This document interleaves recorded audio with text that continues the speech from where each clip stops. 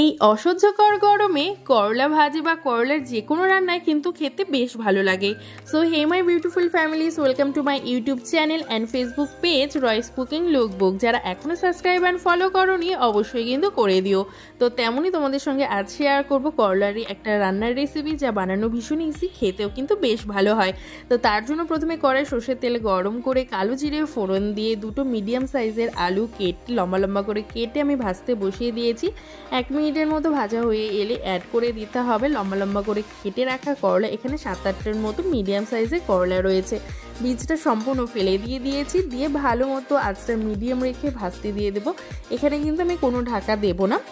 তো যা ভাজা বা সেদ্ধ যেটাই হবে সেটাই কিন্তু আঁচটা মিডিয়ামে রেখে হবে। তো একটু সময় নিয়ে সুন্দর মতো করে নাড়াচাড়া করে ভেজে নিতে হবে, প্লাস সেদ্ধও যেন হয়ে যায় সেই দিকটাও খেয়াল রাখতে হবে। তো যখন কালারটা এমন চেঞ্জ হয়ে আসবে আর 60%-এর মতো সেদ্ধ হয়ে আসবে, অ্যাড করে দিতে হবে কেটে রাখা পেঁয়াজ কুচি আর রসুন কুচি। এখানে দুটো ছোট সাইজের পেঁয়াজ রয়েছে আর কয়েকটা দানা রসুনের রয়েছে।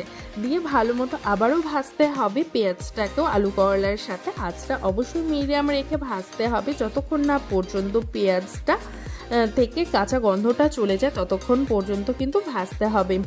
তো তোমরা এই গরমে কারা কারা করলার রান্না করে খাচ্ছ অবশ্যই কমেন্ট করে জানিও। আর তোমরা করলার কী কী রেসিপি বানিয়ে খাচ্ছ সেটাও কিন্তু আমাকে অবশ্যই বলো।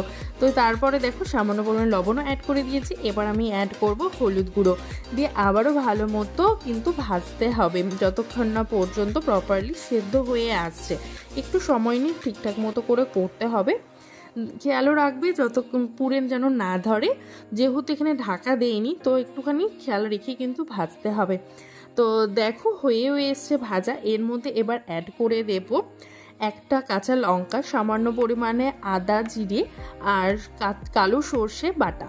ঠিক আছে, এখানে কিন্তু লঙ্কা ইউজ না করলেও চলে, যেহেতু সর্ষের সাথে একটা লঙ্কা ইউজ না করলে তেতো লাগে ব্যাপারটা, তার জন্য এখানে একটা লঙ্কা আমি ইউজ করেছি।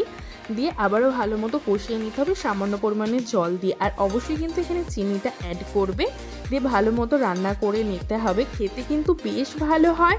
তোমরা কিন্তু অবশ্যই একবার হলেও ট্রাই করে দেখতে পারো। যারা করলা খেতে পছন্দ করো না, আমি বলবো তোমরা এই রেসিপিটা একবার হলেও ট্রাই করে দেখতে পারো, অবশ্যই কিন্তু ভালো লাগবে। খেতে বেশ একটু মিষ্টি মিষ্টি ব্যাপারটা থাকে, তেতো ভাব একদমই থাকে না, যেহেতু এটা সম্পূর্ণ ভালো মতো তেলে ভালো মতো ভেজে নেওয়া হয়েছে, তো তার জন্য তেতো ভাবটা একদমই থাকে না। তো বেশ ভালো লাগে খেতে, এই গরমে তো ভীষণই ভালো লাগে। অবশ্যই তোমরা বাড়িতে ট্রাই করো। তো দেখো তেল ছাড়া ছাড়া ব্যাপারটা হয়ে এসে, তো নামিয়ে নিয়েছি। আজকে রান্নার রেসিপিটা তোমাদের কেমন লাগলো অবশ্যই কমেন্ট করে জানিও। দেখা যাচ্ছে অন্য রেসিপিতে। বাই।